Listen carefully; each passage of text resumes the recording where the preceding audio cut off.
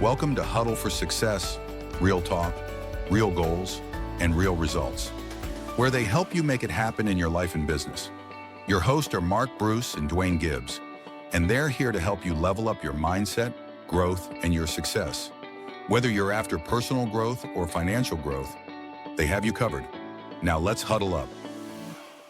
Welcome to Huddle for Success. I'm your host, Duane Gibbs, alongside my partner. You guys know him, Mark Bruce, the Hall of Famer, where we come to you every Monday for a new episode. Also, join us every Wednesday and Friday, where we do a quick huddle up session for a quick daily mindful thought. With that being said, let's huddle up. Good morning. Good morning, Duane. How are you? I'm good.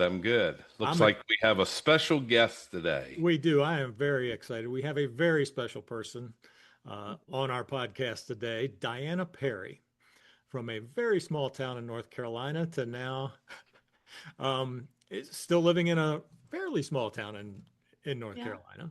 But Yes. We're excited to have her on here, a little bit about her story. I think she's going to be a huge motivation to everybody.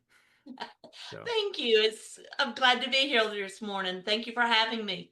you're welcome. So, Duane knows you a little better than I do. Just a little. A little bit. We've talked a few times, and you've helped us out with our title of our book and as an idea contributor, I'm sure. So I appreciate that. Thank It's you been for a that. privilege watching your business take off and grow, and I'm just anxious to see where y'all go with it. Yep. I am too. It is very fun, and I think we're going to help a lot of people. Actually, I know we're going to help a lot of people. I know so. So, with that, Duane, you want to fire? Well, now is always a good time to be in the driver's seat. So listen, I appreciate you wanting to be on. We've had a lot of stuff going on in life here in the past 2 weeks. You have really had a lot of challenges that you faced here recently, and you could share a little bit about that, and then we'll go into some questions. So it's definitely commendable of where you're at right now Thank you. after having some of your accidents. And so maybe you can briefly talk about that, and so grateful that you're here. Yes. Yes, thank you very much. I am beyond grateful to be here. To God be the glory that I am here. Labor Day weekend, I was here at the house cleaning and doing. I had a long to-do list, and I took a fall off of an 8-foot ladder and I broke my back. I have a compression fracture, and thankfully you guys can't see the waist. I'm harnessed up and will be there for all of the month of October, but luckily there was no permanent damage, and I have movement and will be back to normal. And then on a surprise note after that, last Tuesday, I had a stroke. Went to bed and rolled over, and the right side of my body decided it was going numb. And I had a stroke, and the MRI showed it was an official stroke, and the neurologist was surprised that I didn't have any permanent damage. The face is working, it's not drooped. I've had some numbness in the hands, so anybody who's watching, even if you don't droop or have the most common effects of a stroke, please don't wait. Call 911. Get seen about immediately. So that's been my challenge the month of September, and I think that's enough. And that's only been the last 3 weeks. Just the past couple of weeks. Listen, you and I talk about it all the time, and so grateful for God that you're still here. It could have been really Absolutely. bad. Absolutely. Your attitude has been remarkable, and Mark and I spoke about it this morning and talking about, hey, we really need to have you on just because of not only what you've been through, but also your story. I think that it's an inspiring story that you can explain to others of where you've been in life and where you're at right now and the kicking and clawing and all that you had to do throughout the process. I think it's an inspiration. I think it's an inspiration to not only women, but also to men and people that feeling like, hey, sometimes I'm down or my thought process is not aligning to where I really want to get to. And, you know, let's kind of peel back the onion and talk about it. And, All right. you know, we'll talk about you growing up in a small town and really what your vision was. You were kind of hoping to get out of the small town to, you know, I won't tell the story, but you go ahead and talk about it of what life looked like for you at 16. Well, I come from a very small town. I just told Mark earlier that if you could find the town on a map, it looks like someone took a very sharp pencil and erased it. It's called Bakersfield. It's a beautiful little town. It is the home of the Rhododendron Festival. Everybody goes up. We have a pageant, 3 days of people being in town. But it was also hard hit by Helene. So prayers and all still go out to family and friends that are still up there, still dealing with that. But at 16, I wanted out of the little town. I couldn't do anything. I was a good girl, but couldn't get away with anything without my parents knowing before I even got home. So in that small town, there wasn't a lot of options. There's not a lot of industry. It's a lot of mining, and it's a good job, but that's not what I wanted. And I just happened to come across a little college in Charlotte, and I got scholarships and moved to Charlotte, which was a huge change for me. I went from everybody knowing everyone to, well, I'm lost in my little car and I've got to find the skyline to find my way home. So went from there and loved Charlotte, loved the busyness of it, and stayed and eventually married and started a family and went from there. So talk a little bit about your upbringing. I mean, your dad was a truck driver, your mom was kind of a stay-at-home mom, but yet she also worked as well. She had jobs and, you know, Yes. took care of the family and you and your sister. And so, you know, that upbringing kind of created a foundation for you. It did. It was just the four of us. And like Duane said, my dad was a truck driver and he was long haul, so he was gone weeks at a time. And my mom was a homemaker for the majority of our life. And when times got tough, she went to work. Um, we were so poor that a lot of times that my mom took money out of the groceries and bought fabric to make my sister and I clothes. So it was a very tight, we didn't know we were poor at the time. But looking back, we were financially poor. We were very blessed to have family around us and churchgoers. We went to church every Sunday, Sunday night, Wednesday, anytime the door was open. So I had a strong faith background and knew that God was always on my side, even though we went through challenges. And then, you know, that was kind of the background was, as my dad always taught us, you work hard, you give 100%, no matter what you do, whether you're a janitor or a CEO, you give 110%, and you do right by people. And that's kind of the motto we grew up with. I mean, You can't go wrong with that. You cannot. No. No, you can't. But it makes us kind of unique in today's world because it's not always that way now. yeah. There So are hopefully there are still places in the country where that is the case. I'm sure there are I have faith that somewhere there is, because small towns, good families that's still available. yes. So let's talk about, okay, now in Charlotte, you went to college, you got married. What was kind of what was that mindset when I know that you talked about you did some mind feeding and reading and what I mean, we also talked, I know the backstory where you really wanted to travel and you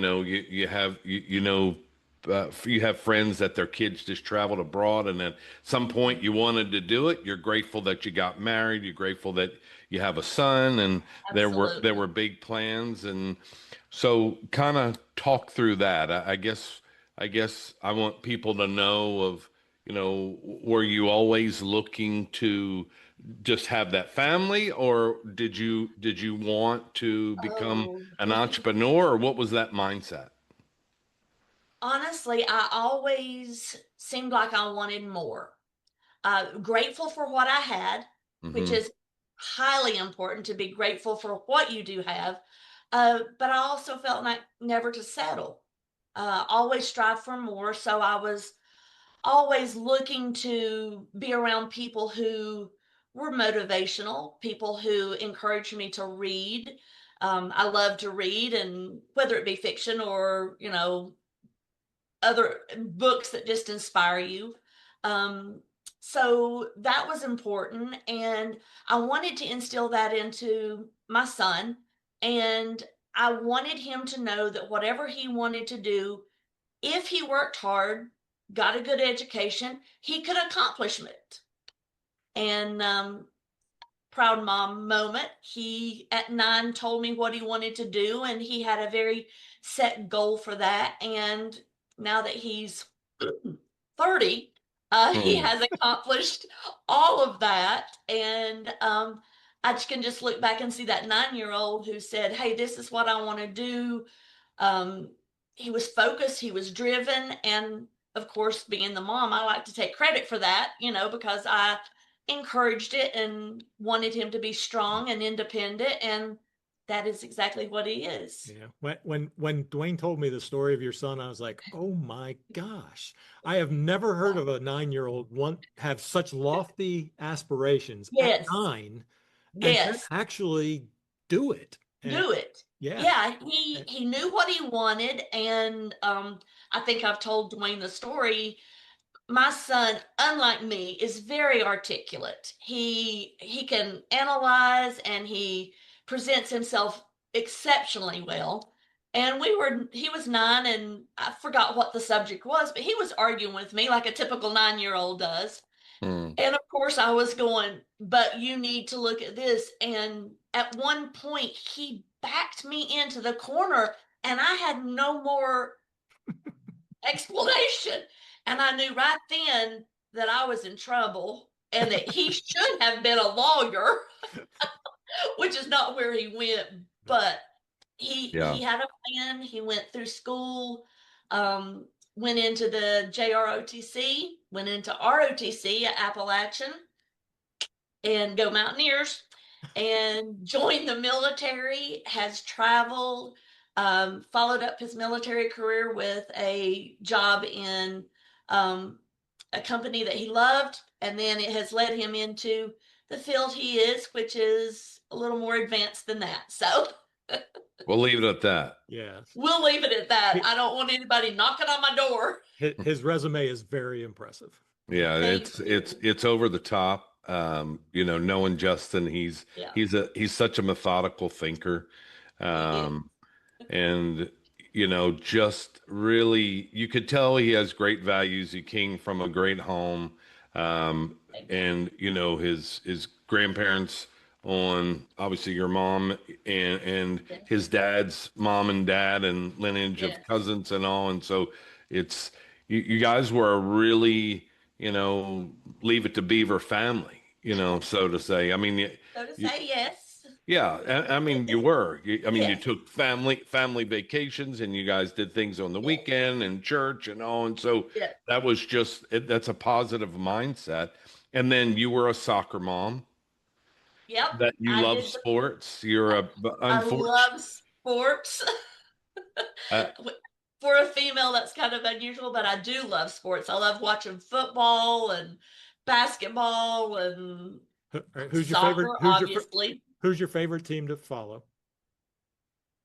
Well, I'm a Carolina girl, so I have to pull for the Panthers, but we've not been doing so well. And then because of Duane, I pull for the 49ers. Hey, that's good. He's good. Can't have a divided house, you know? So let's talk a little bit about, unfortunately, you went through a divorce, I did. and then that was a learning lesson, and you guys are still friends today. Yes. Um, and probably relationship is really, it's really good right now. Yep. And so with that being said, you now are on your own. I mean, Yes. before you and I had a relationship, you were on your own for several years, and that was an eye-opening experience for you.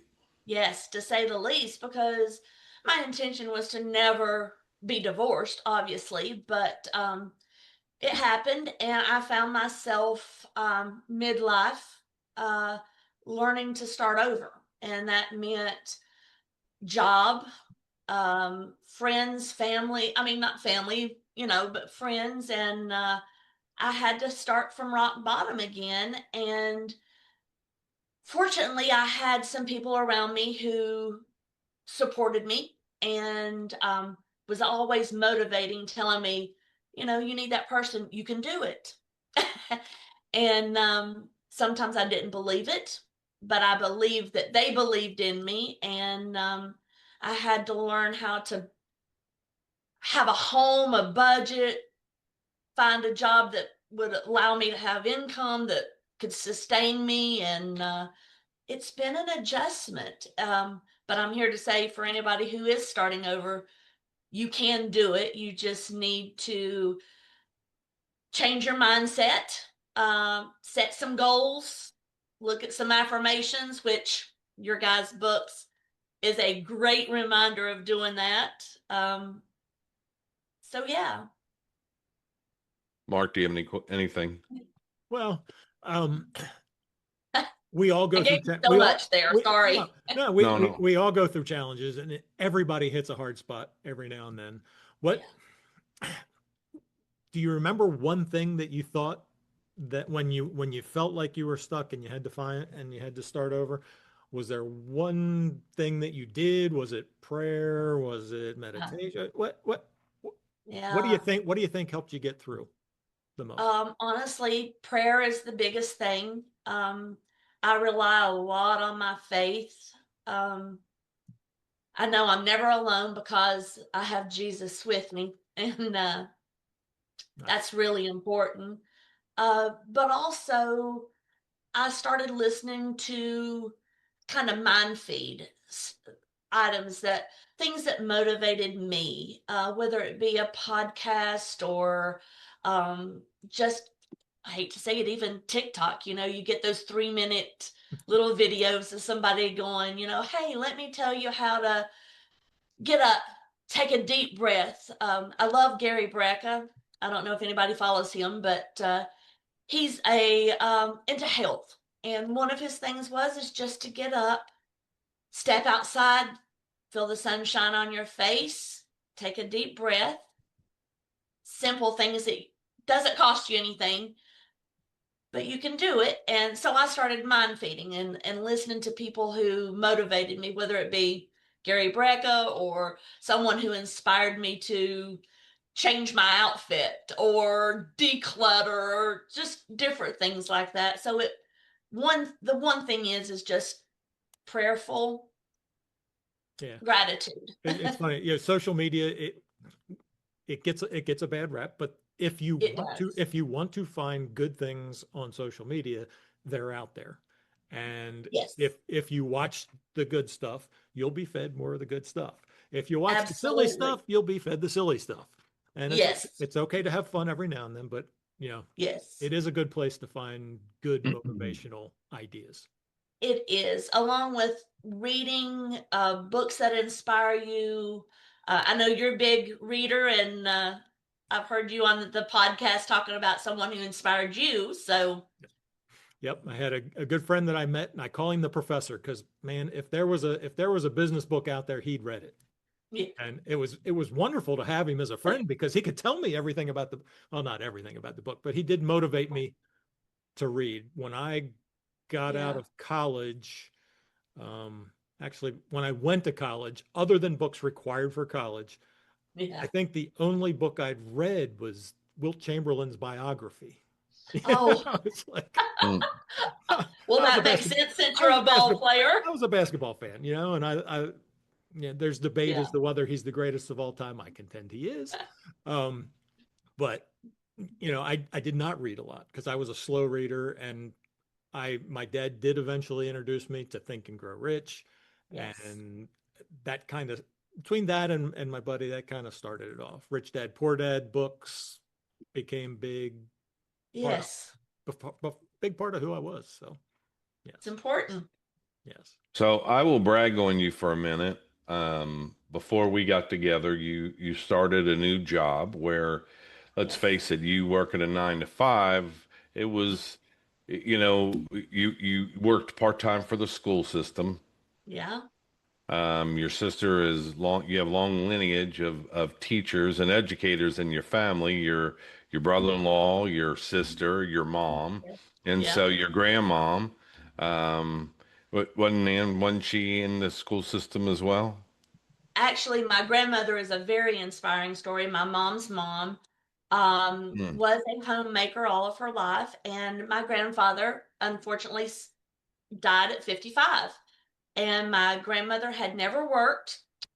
She didn't even have a driver's license, and she did not have a high school education. So at 55, thereabouts, my grandmother went back and got her GED.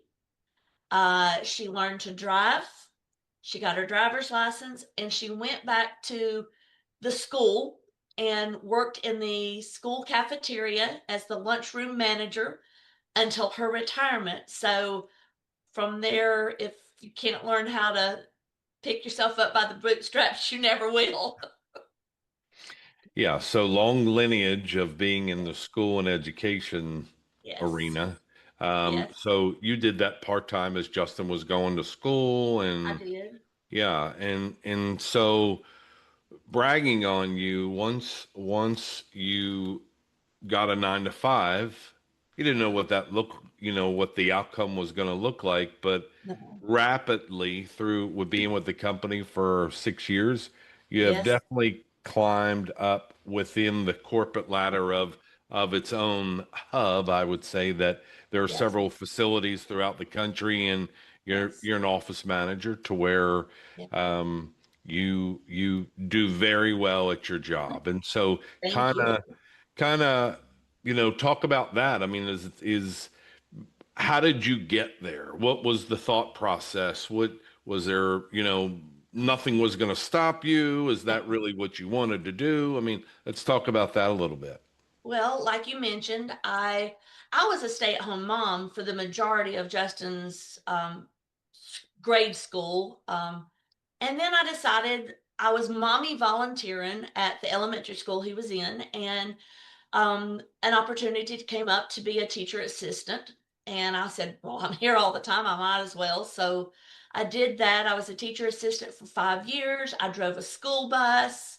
Um, Loved it, but it wasn't really my calling. My sister, on the other hand, got the calling to be the teacher. She's a high school math teacher.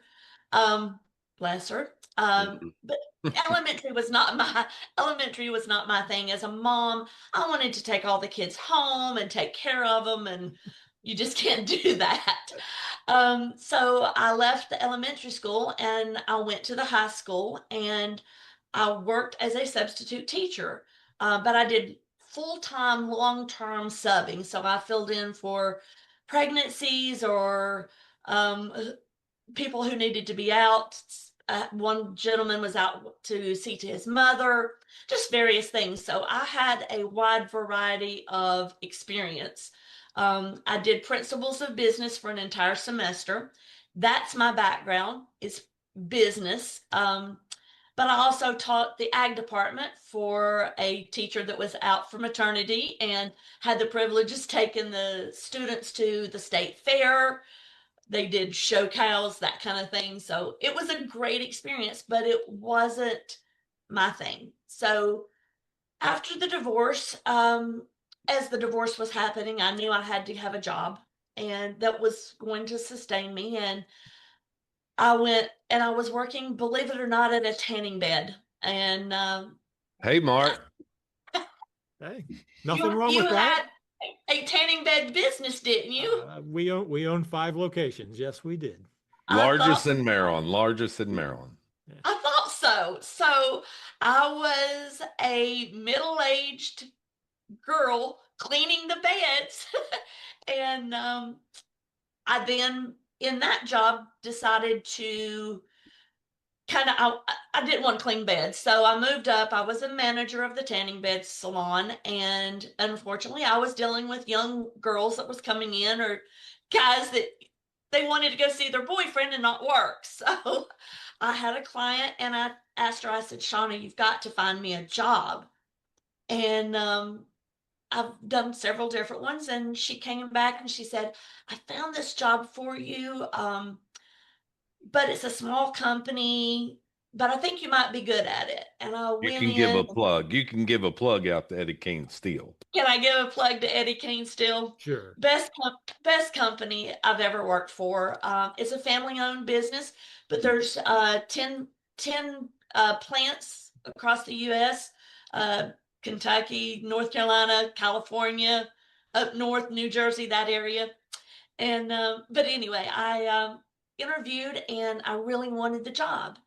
And I came home and I just prayed and I said, "Lord, please, if this be your will, I need this job." Hadn't heard back, and it was 9 o'clock at night. And Shauna called me and said, "Hey, they want you." And I went in, and I was there to learn the system that they had in place. We do Blanchard grinding and machining, and nobody knows what that is, but basically, when you go to a restaurant and you get the grill lines, that plate probably came from us. We supply steel plates for restaurants. But anyway, I went into that and I learned their steel system. And because my dad always said, do your job at your best, I believe on being on time and giving 100% and learning my job. And the training was very limited because there was an older lady that was there that did not want me there. And some of my training was people from corporate coming in and going, "Okay, do this, do this, do this. You got it? Great." So I had to learn on my own. And I just felt like I could, if I set my mind to it, I could accomplish it. Short story is COVID happened. We downsized. They kept me on, and I am the office manager of a multi-million-dollar facility, and beyond grateful for it. So everything thus far we've talked about it's a great positive story. I've told you 1,000 times. You inspire me. You've instilled your work ethic. I've learned a lot from that. Your faith has poured over into me, and I'm so beyond grateful for that. And it's drawn me closer to God, which I could never repay for that. And so glad that I have that now in my life. I can tell it's more of a balance, and it's so important to have. But with that being said, let's talk about, times of wanting to give up. What did you use? I know that you talked a lot about having your faith, but adversity, how when things you got knocked back a little bit, where'd you pull from? Well, I always try to be a positive person, but You are. You are nobody positive. nobody can be positive all the time. And there are setbacks. Divorce is a setback. Even having your kid who you want to go off and do their own, then you're left as a mom going, "Okay, now what? Where do I go from here?" And for me, it was Oh, to be honest, there was some evenings of just crying my heart out and going, I just can't do this. I don't know how to do this. What's the point? And just really hearing my mom and my dad, especially my mom, saying, pull it together. You got to get up, put your lip gloss on, put one foot in front of the other, and keep going. Yeah. It So sounds you like, read, I was go gonna ahead, say, it Mark. sounds like you had a lot of great role models on that between your mom and Yes. your grandmother. I mean, I've eh, got, yeah, yeah, wonderful role models. And now, not to plug Duane here, but, he is a great motivator. He thinks outside of the box. I'm a very in the box, dot my I, cross my T kind of girl. And he thinks outside the box. And that has been a huge um, mind change for me. Um, don't tell him that, all right? Mhm. I think you uh, might have just done that, but I think I might have just done that, but it really helps to have someone who can look at it from a different perspective, maybe looks at something a little different, tells you how they have experienced something and how they handled it.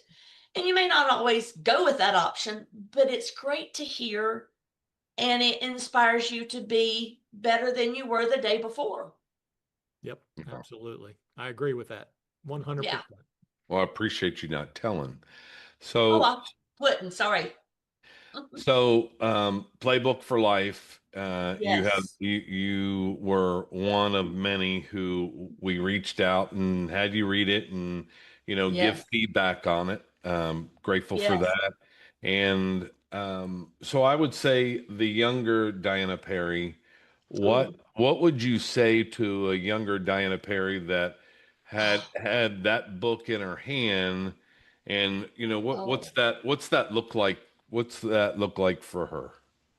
Well, I think the younger Diana would definitely have benefited a lot more at the time from Playbook for Life, because in your book you talk about surrounding yourself with people, like-minded people. Um, and in a small town, that's kind of hard to do because I wanted out of the town.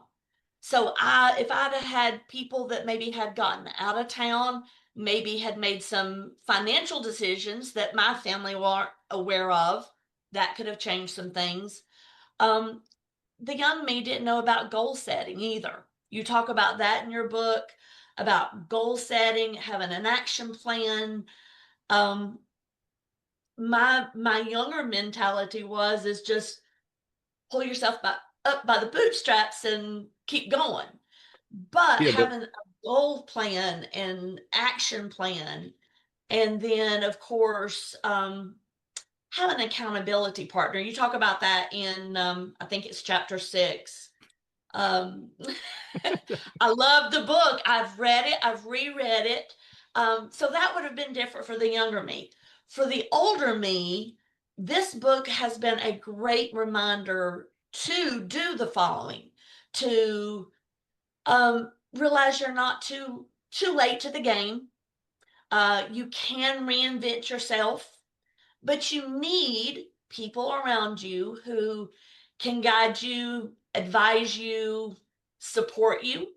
And I know that's what you guys do with all your clients. It's a one-on-one.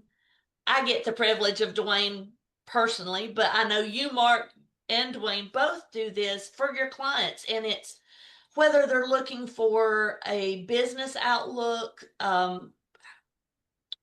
property, business, or whatever, or just a simple, you guys have had all this experience and you've had your own setbacks, and how did you overcome it, which is a huge benefit to someone my age now. And even now, goal setting is still important.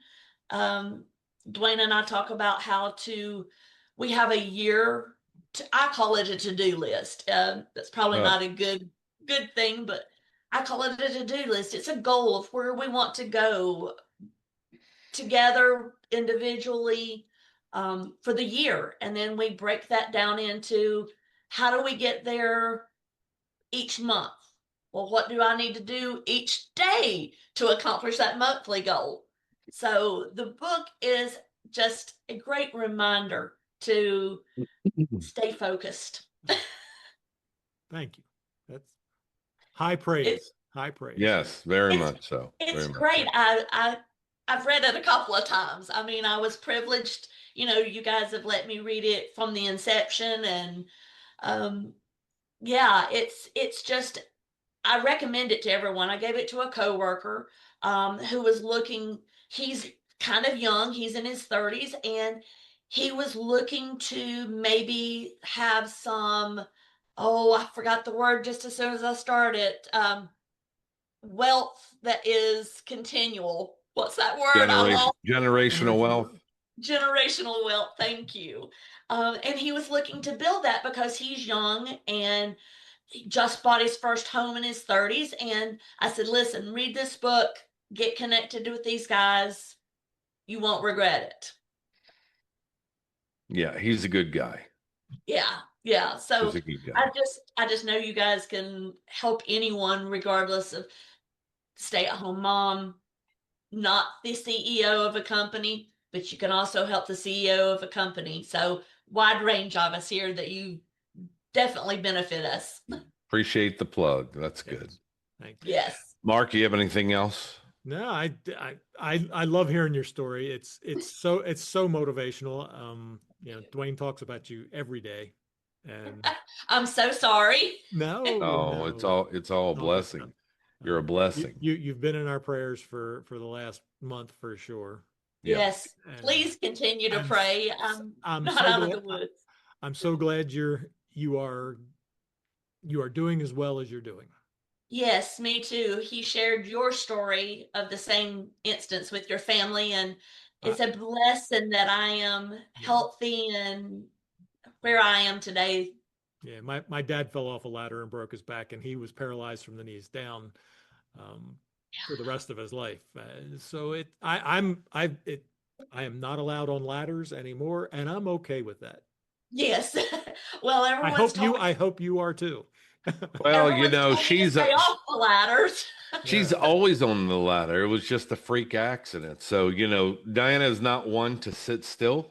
I will tell on her. She's not one to sit still.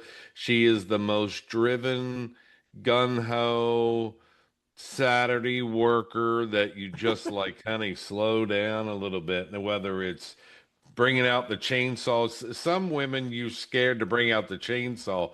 I get scared because I know it's going to be a long day of work.